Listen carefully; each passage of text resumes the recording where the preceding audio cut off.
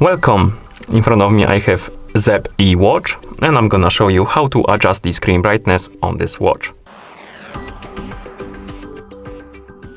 First, we need to wake up the screen on our watch, and you can do it by pressing the side button. After you wake up the screen, you can swipe down from the top of the screen to open the quick panel. On this panel you should see a bunch of icons, and one of them should look like this, like the sun icon. Tap on it, and here we can adjust the screen brightness on our watch. But before we do, I recommend to turn off the auto brightness if you want to set the brightness to certain level and then you want it to stay at that level, because if you turn on the auto brightness, the brightness will adjust itself automatically. So turn off the auto brightness by tapping on A icon and then adjust the brightness to your liking.